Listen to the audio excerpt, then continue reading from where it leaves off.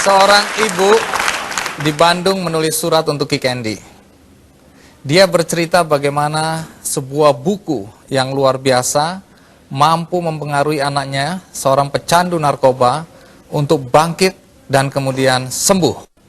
Bagaimana buku itu dan apa isi buku itu? Tapi kita simak dulu cerita tentang surat dari sang ibu. Ini dia cuplikannya.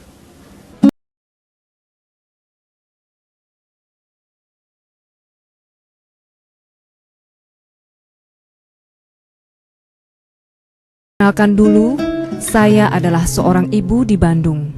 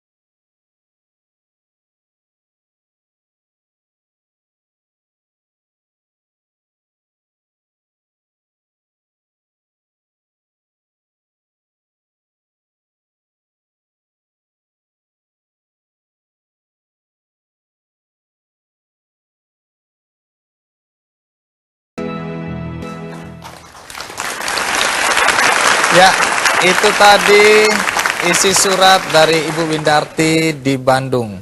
Di sini sudah ada Siska dan Feby, dua pembaca buku Laskar Pelangi yang juga mengaku terinspirasi atau tergugah oleh buku tersebut.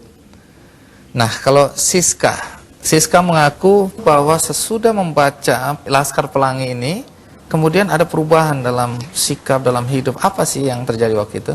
Jadi kan itu menceritakan perjuangan 10 anak itu ya, Laskar Pelangi, yang sekolah itu demikian susah gitu. Jadi membuat saya ingat, saya mungkin selama ini sering mengasihani diri gitu ya. Jadi aduh apa-apa kok susah gitu kan. Terus tiba-tiba melihat bahwa banyak sekali orang yang untuk sekolah aja sampai naik sepeda 40 km melewati tantangan yang sedemikian rupa. Kemudian guru yang ngajarnya hanya dibayar beras 15 kilo itu pun nggak selalu tiap bulan datang. Masih banyak orang yang memiliki demikian banyak kesulitan, tapi mereka tetap punya semangat juang yang tinggi gitu. Jadi alangkah piciknya kalau misalnya saya cuman nyari kerjaan nggak dapat terus jadi putus harapan gitu ya. Banyak sekali yang dialami orang yang jauh lebih berat dari kita. Iya, gitu. berarti Anda sedang bercerita tentang salah satu tokoh di situ, namanya Lintang ya, yang bersepeda 40 km pulang pergi, berarti 80 km setiap hari dengan sepeda butut yang rantainya suka putus. Iya, betul. Dan untuk mencapai sekolah, Lintang ini harus menyeberang sungai yang ada buayanya.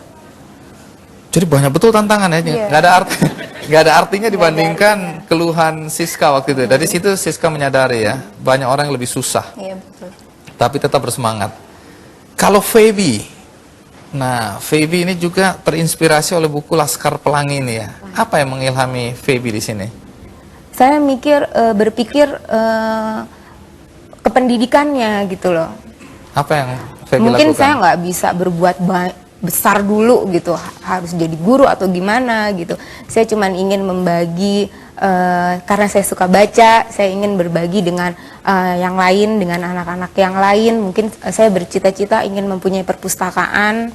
Ya mungkin waktu itu sempat ada kegiatan kita ngumpulin buku-buku, terus kita kasih ke sekolah-sekolah kecil lah di pinggiran kota Bogor gitu. Mungkin dari yang kecil dulu saya ingin membagikan semangat untuk berjuang gitu.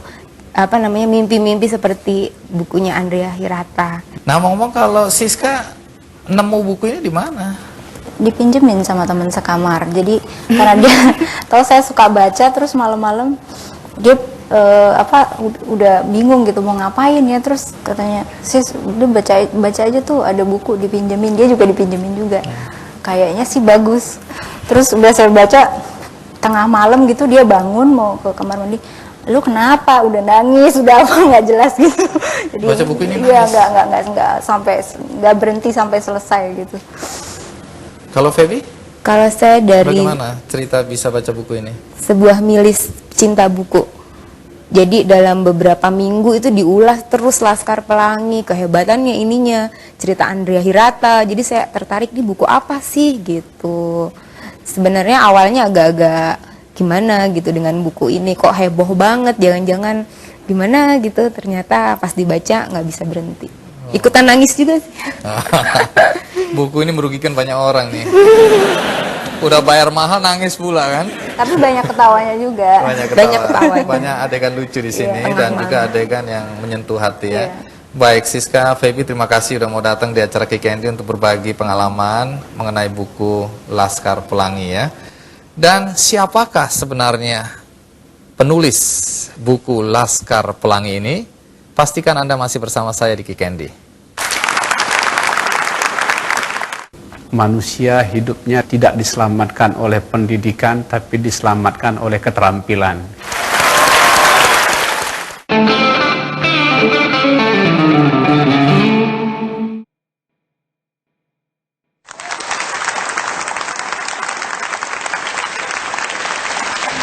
Ya, bersama kita saat ini ada Dr. Gigi Era.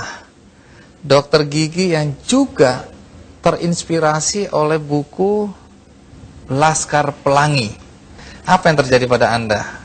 Pada saat itu saya seorang dokter yang baru lulus PTT atau PTT di Purwakarta. Kemudian saya bingung mau ngapain gitu. Akhirnya saya mau buka praktek sendiri. Saya tidak percaya diri, mau nunggu menjadi pegawai negeri akhirnya. Kemudian di buku Laskar Pelangi pada bagian akhir disebutkan ada tokoh mahar, seorang yang pandai dalam bidang seni. Nah, dia ternyata setelah dewasa dia cuman menjadi seorang pelatih beruk, dan dia orang yang Beruk hanya itu monyet yang manjat pohon kelapa itu ya? Dia hanya menunggu panggilan dari Pemda untuk menjadi tenaga honorer. Dia jadi hanya menunggu nasib memanggil dia, bukan dia yang berusaha untuk merubah nasib. Akhirnya dari situ saya terketuk, oh kok sama seperti saya gitu. Saya hanya menunggu pembukaan pegawai negeri gitu. Akhirnya dari situ saya berpikir saya harus mandiri, saya harus bisa bekerja dengan saya berusaha sendiri tanpa tergantung dari pemerintah. Alhamdulillah sekarang sudah punya tempat praktek sendiri. Itu terinspirasi dari buku Laskar Pelangi.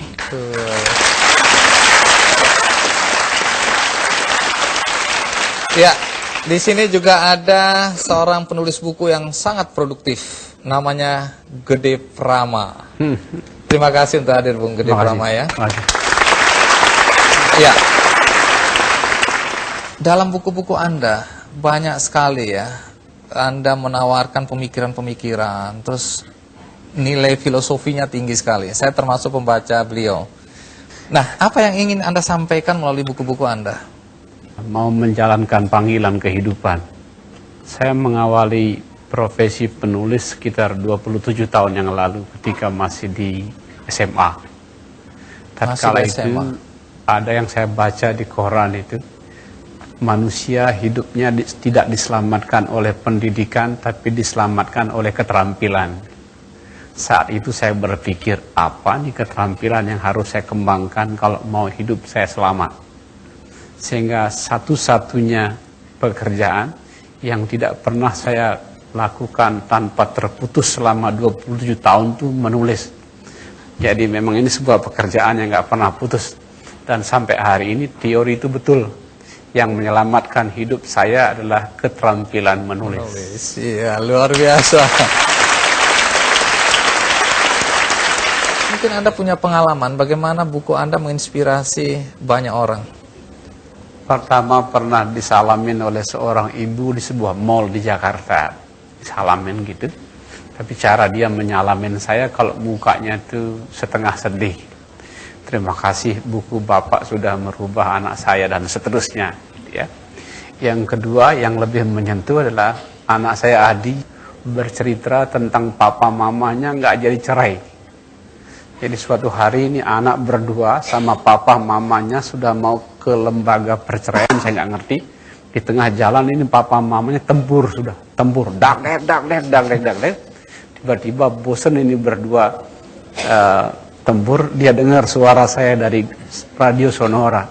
Dua orang tua yang mau cerai ini, selesai saya berbicara di radio Sonora, Pak pulang ya Pak, nggak jadi cerai katanya.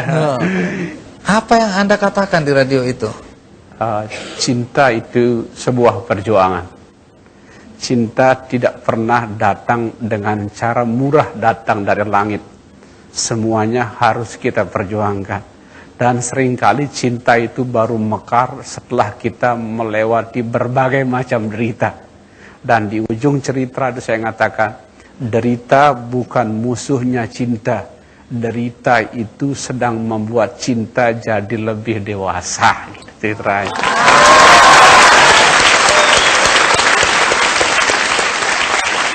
Luar biasa, kita di sini semua mendapat pencerahan hari ini ya. Nah, di samping Anda ada seorang penulis juga, namanya Joseph Landry.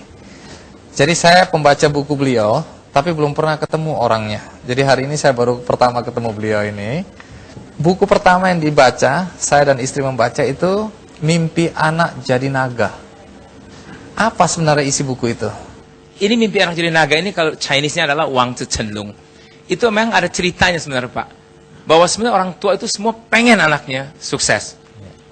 Paling tidak punya posisi, terkenal, punya duit, punya apa. Paling nggak juga hidup yang nyaman lah begitu. Nah, dalam hal ini saya pelajari gini. Anak itu sebenarnya semua punya bawaan Pak. Saya percaya itu bahwa ada bawaan. Memang sih betul orang bilang kita bisa ngelesin A, B, C, D. Tapi nggak semua itu bisa jadi nantinya. Nah, zaman sekarang ini, in the last 20 years belakangan ini, karena orang tua banyak punya uang, dulunya dia mungkin miskin, sekarang banyak uang, jadi dia embat aja apa aja, pokoknya anaknya mesti lebih dari dia. Nah, itu yang saya inspirasikan bahwa mungkin kurang tepat. Jadi saya bilang, biarlah anak itu jadi apa adanya. Tentu saya nggak mengatakan bahwa kalau dia narkoba, biarin dia narkoba, ya. Bisa rusak itu. Tetapi banyak orang tua begini, coba anggap ya, yang simple aja. Saya katakan kalau bebek, ia jadi bebek, jangan paksa jadi elang. Karena kalau paksa jadi elang, nanti itu anak jadi belang, nggak bebek, nggak elang. Right? Mendingan gini, saya katakan jadi bebek yang bener bebek beneran gitu. Bisa kuek, bulunya bagus, bisa berenang, terbangnya pendek. Itu Ya, inti dari itu ceritanya. inti dari Mimpi Anak Jadi Naga. Baik, Era, dari pengalaman membaca buku kemudian mengubah hidup Era. Nah, sekarang adakah pesan yang bisa dibagi bagi teman-teman lain dalam konteks bagaimana buku menginspirasi hidup seorang dokter gigi seperti Era?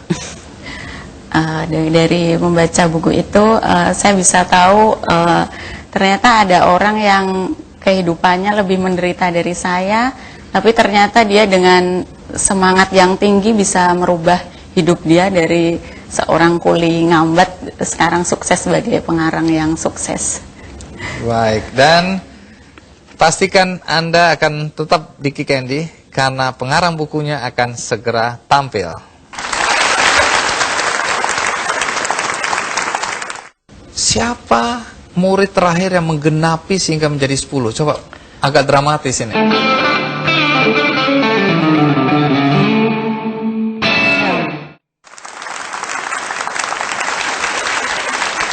Terima kasih Anda di rumah dan di studio masih bersama saya di acara Ki Candy. Dan topik yang kita bahas mengenai sebuah buku yang menginspirasi banyak orang.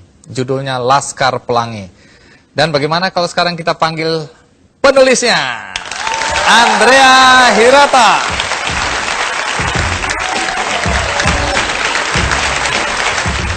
Halo. Terima kasih. Silakan. Akhirnya kita tahu siapa orang di balik buku ini ya. Pertanyaannya, ini buku novel tapi berbasis pengalaman pribadi Anda.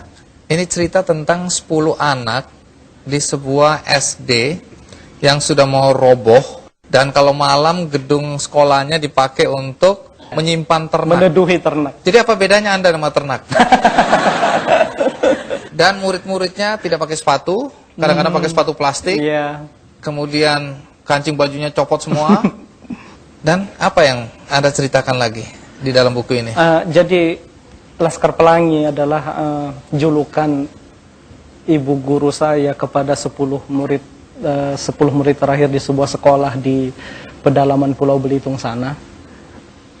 Kami diasuh oleh seorang guru dari sejak kelas 1 SD sampai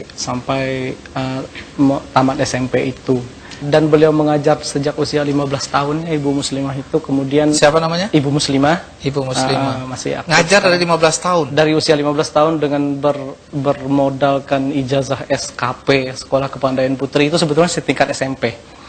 Jadi kami sekolah di sana dan bertahan terus nyaris dalam kelas yang sama dengan 10 sahabat yang sama. Jadi 10 murid, satu guru, Iya, dari SD sampai SMP itu gitu. nggak ada penambahan murid sama sekali. Enggak ada, karena tidak ada lagi orang-orang yang mau mendaftar di sekolah tersebut. Sampai sekolah itu akhirnya rubuh gitu.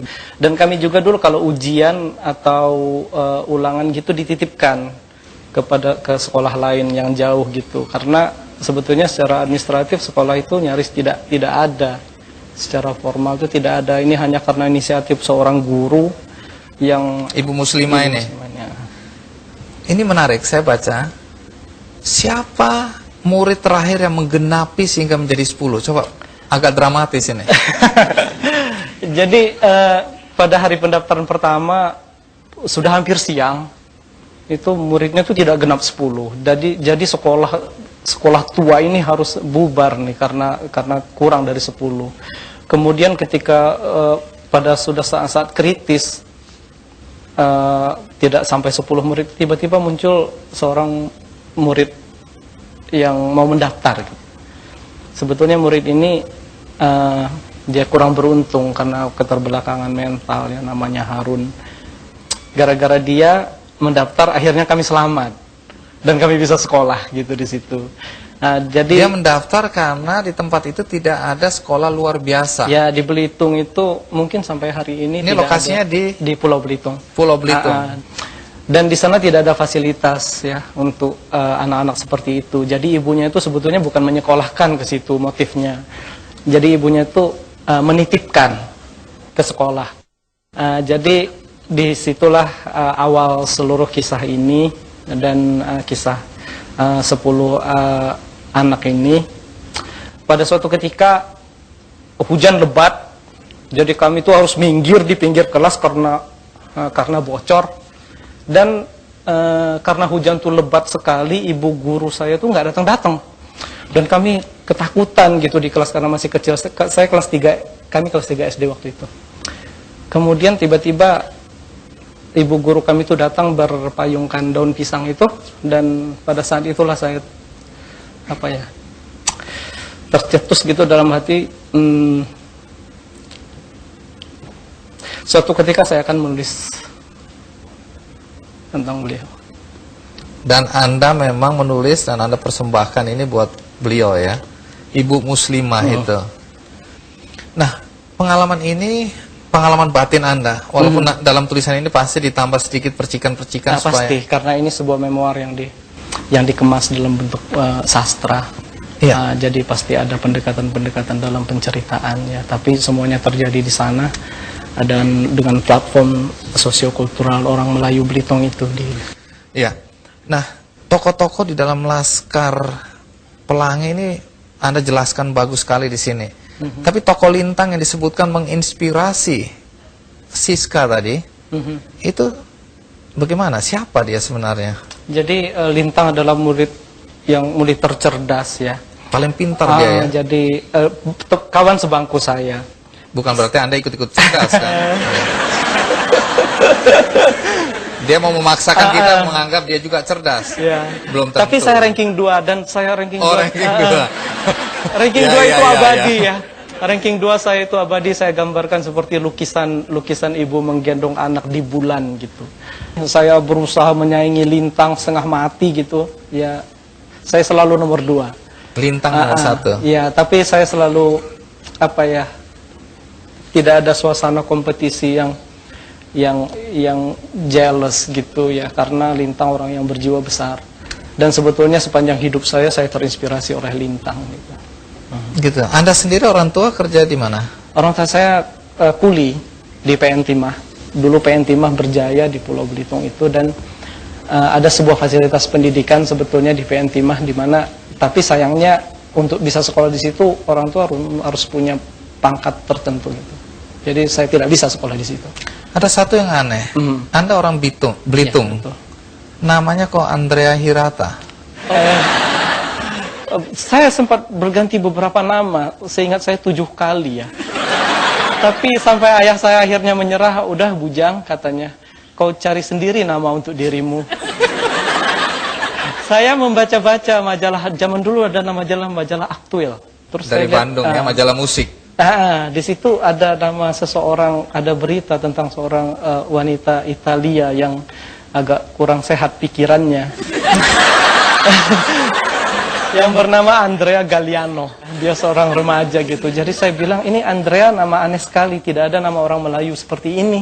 Ibu saya juga bilang tidak ada orang Muslim nama seperti itu. Tapi ayah saya bilang, wah bagus juga, coba saja katanya. Itu ya, sebenarnya ada putus asa. Jadi kemudian nama saya begitu. Hirata dari mana? Saya rasa itu nama orang kampung saja. Oke, menarik karena apapun juga seorang Andrea mengalami sebuah perjalanan panjang dari sebuah desa kecil dengan pendidikan yang seadanya. Nanti kita akan saksikan bagaimana akhirnya seorang Andrea bersekolah di Prancis.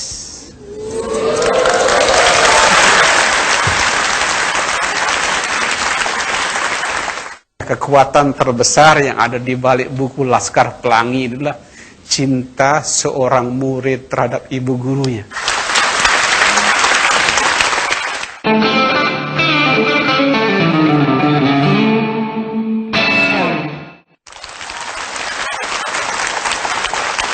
Ya, singkatnya Andrea Hirata ingin menjelaskan atau mengungkapkan satu pengalaman hidupnya.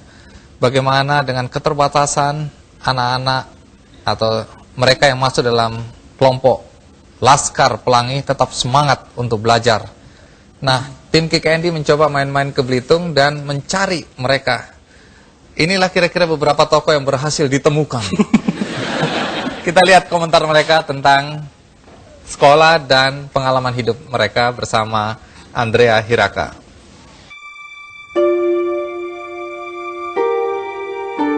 Sekolah satu dengan sekolah lain jaraknya tidak terlalu jauh gitu. Jadi kami memang tidak merasa walaupun hanya murid beberapa orang tidak merasakan sepi gitu. Saya meyakini betul guru-guru kami itu mereka tulus ikhlas. Saya sekolah sama Andrea Hirata ini, sekolahnya tidak seperti sekarang ini. Dulunya kami sekolah nggak pakai alas kaki, celana ini ada robek-robek gitu. Kalau sekolah rajin, biar kadang-kadang nggak pakai sandal sekolah.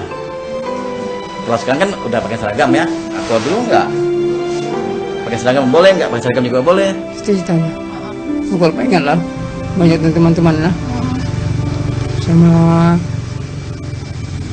siapa ya namanya lupa-lupa enggak lah. Lupa-lupa ingat aku lah. Kami di Zemodia tuh semuanya serba minim gitu. Pertama dari gedungnya sangat minim sekali gitu. Dari gurunya cuma 2 orang. Cuman sukanya saya kami 11 orang itu memang satu kekompakan gitu. Artinya antara satu dengan yang lain itu saling mengenal. Iya, mereka sudah berbeda dibandingkan foto mereka waktu kecil ya. Di sini ada salah satu anggota Laskar Pelangi, namanya Syahdan, dan orangnya sudah ada di sini. Jadi bisa cerita sedikit pengalaman hidup Anda waktu kanak-kanak bersama dengan anggota Laskar yang lainnya. Waktu dulu kita memang ada kadang sulit ya, ada kadang, tapi kita tetap kerjasama sesama 10 orang ini kita tetap kompak ya.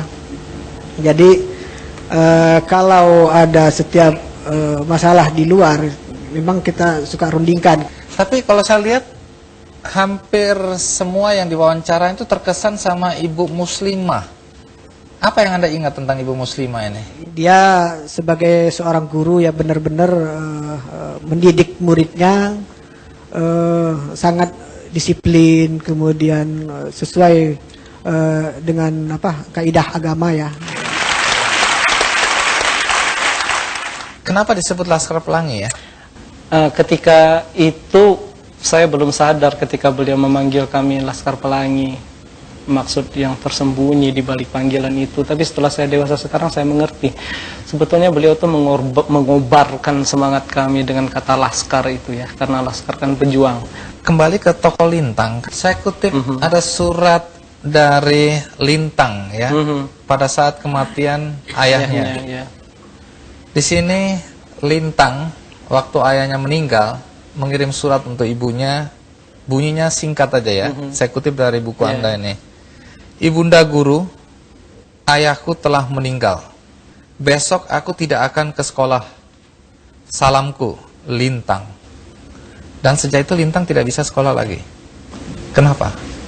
Ya karena Lintang adalah anak laki-laki tertua ya, dari sebuah keluarga, di mana segala sesuatunya itu ditumpukan kepada ayah. Dan ketika ayahnya meninggal, ya dia harus menanggung semua itu.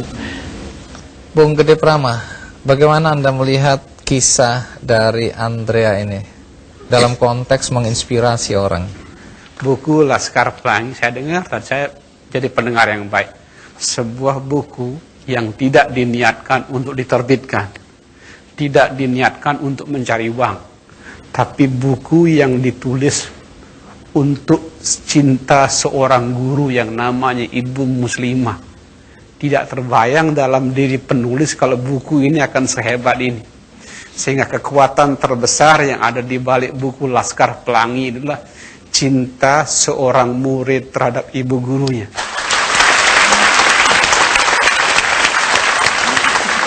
Ya, seperti Bung Gede bilang bahwa memang buku ini tadinya Anda tulis, sekedar tulis, kemudian di fotokopi atau dicetak terbatas 4 untuk diberikan kepada guru dan beberapa teman. Tapi ada teman nakal, ini dikirim ke penerbit.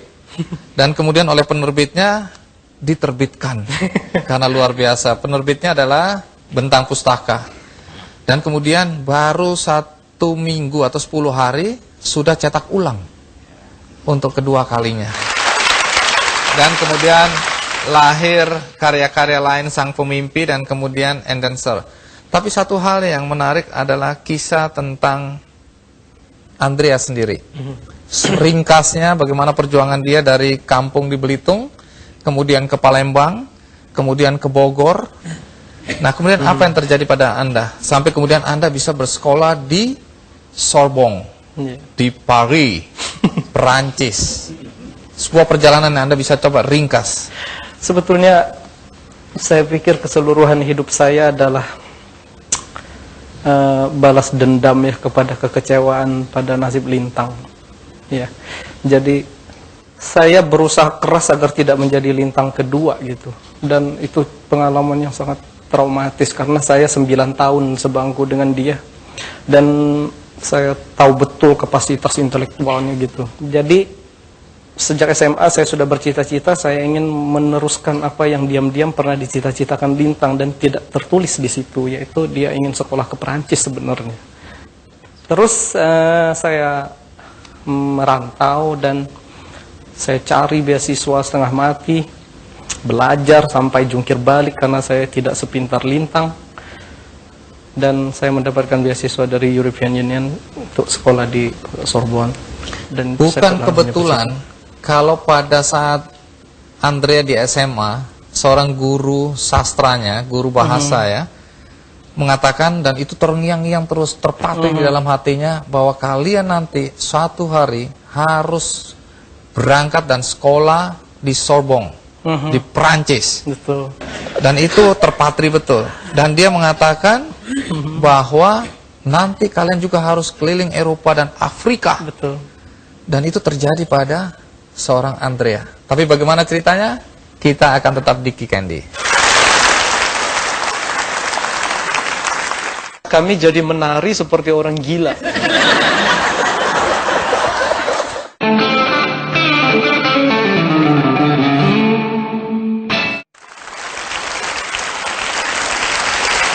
Ya, sebelum Andrea mendapat beasiswa ke Prancis untuk bersekolah, dia sempat menjadi penjaga fotokopi di kios di dekat IPB Bogor.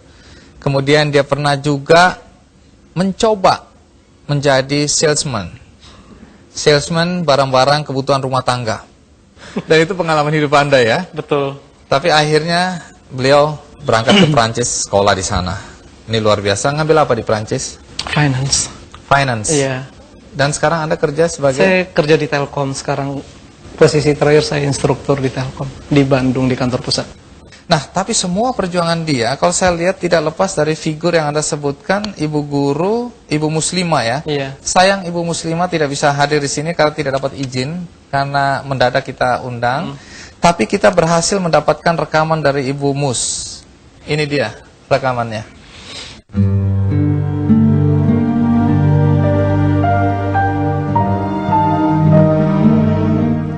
Di Desa Gantung, Pulau Belitung, Kabupaten Belitung Timur, Muslimah mendedikasikan seluruh hidupnya mengajar bagi kemajuan pendidikan anak-anak Belitung. Sudah puluhan tahun, Muslimah menjalani profesinya sebagai guru. Ia pun masih mengingat dengan jelas saat-saat memprihatinkan ketika mengajar di sebuah sekolah dasar swasta Muhammadiyah. Selama lebih kurang 13 tahun, Muslimah mengajar di SD Muhammadiyah. Namun keadaan SD yang rusak parah membuat SD itu ditutup pada tahun 90-an dan diganti dengan bangunan baru milik pemerintah. Awalnya SD Muhammadiyah memiliki murid yang banyak. Namun lama-kelamaan hanya tinggal sekitar 10 orang. Disinilah dulunya anak-anak yang menyebut dirinya Laskar Pelangi menuntut ilmu. Sebagai guru, saat itu Muslimah tidak mendapat bayaran yang sepantasnya. Dari hanya digaji Rp2.000 hingga Rp17.500. Namun hal ini tidak membuatnya putus semangat untuk mengajar. Dan semangat itu jugalah yang menular kepada murid-muridnya, hingga Muslimah pun dikenang sebagian besar bekas muridnya sebagai guru yang perhatian, baik dan bijaksana. Bahkan mereka pun sangat terkesan dengan cara ia mengajar. Ya, itu tadi Bu Muslimah ya. Konon pernah ngajar 13 tahun tanpa gaji. Betul. Dan terus mengabdi. Iya. Nah, itu ada kamera sebelah sana. Mungkin kalau nantinya ini ditayangkan kemudian Ibu Muslimah menonton, adakah pesan yang ingin Anda sampaikan? Ibu Muslimah,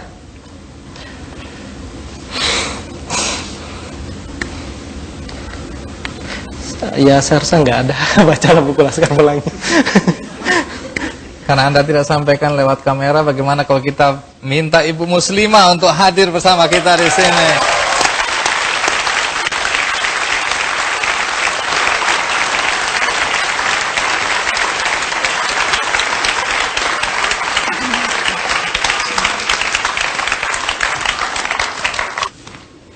Ya, silakan dulu Ibu Muslimah. Terima kasih banyak ya sudah datang jauh-jauh dari Belitung. Tapi Andrea kenapa nangis? Iya, enggak. Apa yang Anda pikirkan? Wah, saya nggak bisa bilang apa-apa nih. Ibu sudah baca bukunya Andrea? Sudah. Apa yang Ibu rasakan waktu Ibu baca? Setelah Ibu baca, ya Ibu tidak bisa lagi menitikkan air mata, mungkin sudah kering gitu. Sangat terharulah gitu. Apa bangkit lagi lah keprihatinan yang pernah terjadi pada waktu itu gitu. Yang nggak pernah terbayangkan lah gitu, Mas. Saya akan mempunyai murid seperti dia gitu. Saya sangat bangga, tapi nah ini menarik. ya, tapi saya nggak sangka kalau dia sampai menuliskan harkat saya sampai sedemikian gitu. Jadi ya kalau sekarang sih saya agak grogi lah gitu. Ibu terlalu disanjung ya. Masalahnya kan Ibu tidak terpikirkan akan terangkat seperti ini karena selama ini Ibu hanyalah seorang guru desa biasa, tidak mempunyai kelebihan. Sekolah juga nggak tinggi, nggak pintar. Yang pintarnya muridnya gitu. Sangat rendah hati. Iya, Ibu dengar-dengar membawa sesuatu buat Andrea jauh-jauh dari Belitung. Apa itu? Ibu bawa apa ini, Bu? Sebentar saya lihat dulu, Bu. Jangan sampai meledak. Astaga, buah apa ini, Bu? Ini apa ini, Bu? Benda ini keramat sekali bagi kami Laskar Pelangi. Jadi ini buah, coba cerita. Suatu ketika kami karnaval dan Mahar menciptakan kalung ini.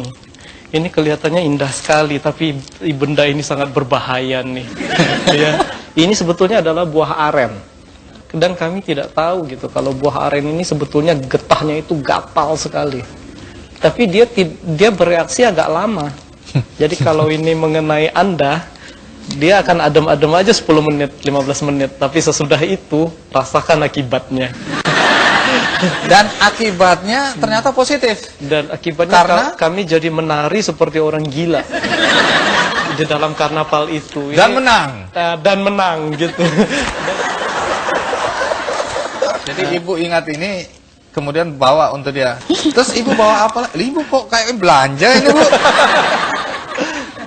Bola, karet ya. Nah, ini kejadian masa kecil yang menimpa saya nih. Ini kejadian di salah satu karakter dalam Laskar Pelangi, ada namanya Samson. Seorang anak kecil yang sangat tergila-gila dengan citra maco. Kemudian dia bilang, Ikal, panggilan saya Ikal gitu. Kamu mau nggak itu dadamu bidang seperti saya? Tapi jangan bilang siapa-siapa. Ini rahasia maut gitu, rahasia besar gitu ya. Kemudian dia mengeluarkan dari tasnya benda ini. Jadi maksudnya benda ini itu dibekamkan di dada gitu. Dan ini akan menyedot dada itu sehingga dada itu menjadi bidang gitu. Dan Anda percaya? Baik, terima kasih Ibu Muslimah sudah hadir dan Anda memberikan inspirasi bagi dia dan memberikan inspirasi bagi semua kita di sini. Dan sebelum berakhir, kita akan bagikan buku ini satu-satu buat Anda yang ada di sini.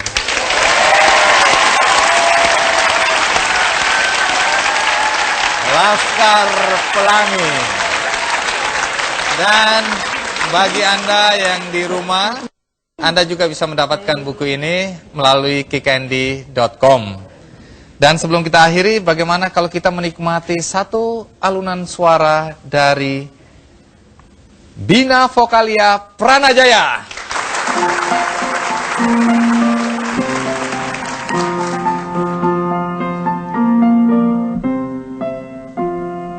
Pagiku cerahku, matahari bersinar, ku gendong tas merahku di pundak. bagi semua.